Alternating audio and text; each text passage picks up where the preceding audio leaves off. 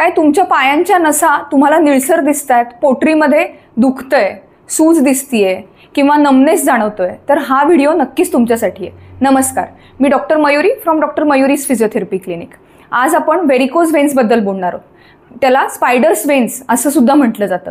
म्हणजे होतं काय, आपल्या पोटरीच्या ज्या व्हेन्स आहेत त्या व्हेन्स आपल्याला जास्त निळसर दिसायला लागतात, फुगलेल्या दिसायला लागतात. आधी एखादीच नस फुगलेली असते आणि मग हळूहळू जेव्हा आपण त्याच्याकडे दुर्लक्ष करतो, अशा वेळी बऱ्याच व्हेन्स तुम्हाला अशा फुगलेल्या दिसतील, पाय सुचतो, दुखतो, अगदी खूप त्रास होतो बऱ्याच जणांना.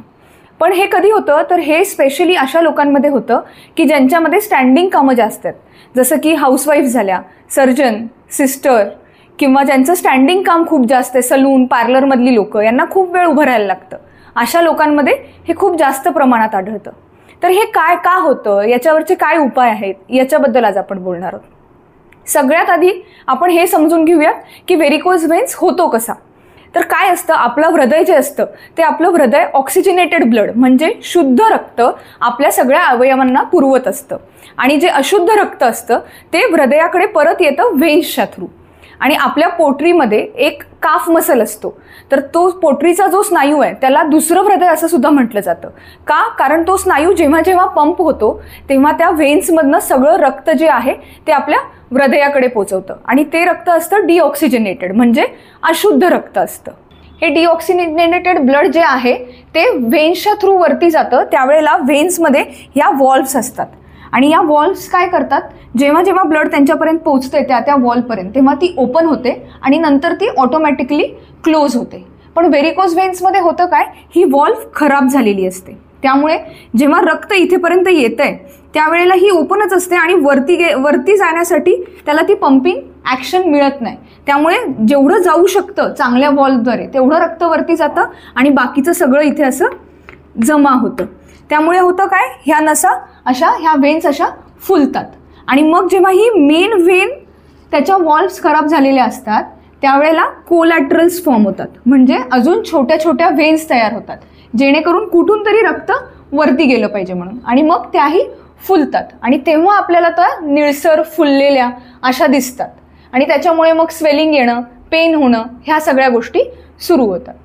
सगळ्यात महत्त्वाचा पार्ट म्हणजे एक्सरसाइजेसनी कसा फायदा होतो व्हेरिकोज व्हेन्समध्ये. तर आपण ज्या ज्या वेळेला काफ मसलच्या एक्सरसाइजेस करतो त्याची पंपिंग ॲक्शन वाढवतो, त्या वेळेला तो अजून जास्त बूस्ट करतो वरती रक्त पंप करण्यासाठी. त्यामुळे जास्तीत जास्त रक्त वरती पंप केलं जातं आणि आपल्याला येणारी सूज, आपल्याला होणारा पेन कमी होतो. जास्त प्रमाणात व्हेरिकोज व्हेन्समध्ये elevation exercise, calf muscle exercises दिल्या जातात. व्हेरिकोज व्हेन्स पूर्णतः एक्सरसाइजनी बरा केला जाऊ शकत नाही, पण निश्चितच त्याचा जे प्रोग्रेस आहे तो आपण थांबवू शकतो, त्याचा जो त्रास आहे तो आपण बऱ्यापैकी कमी करू शकतो. आता आपण एक्सरसाइज काय काय करायचा हे बघूया.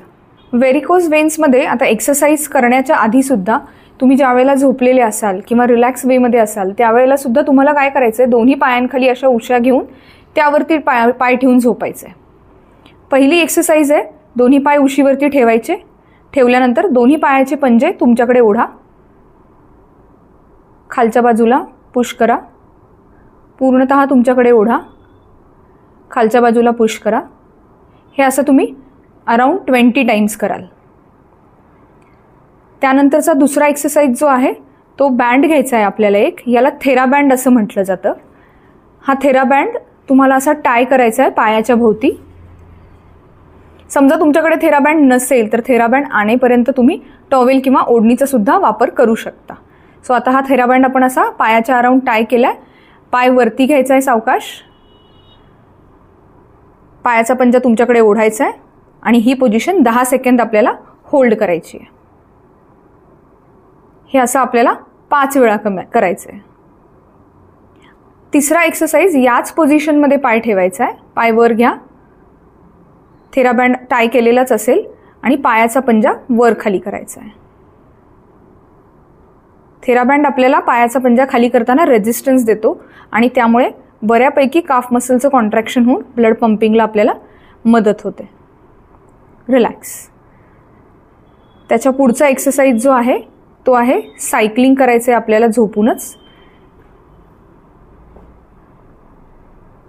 या पद्धतीने आपल्याला झोपूनची सायकलिंगसुद्धा करता येईल.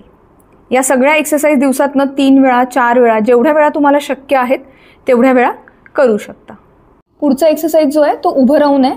उभं राहून तुमच्या पायाच्या टाचा वर उंचवा. आता टाचा खाली टेकवून पायाची बोटं वर करायची. हे असंच आपल्याला 20 वेळा करत राहायचंय.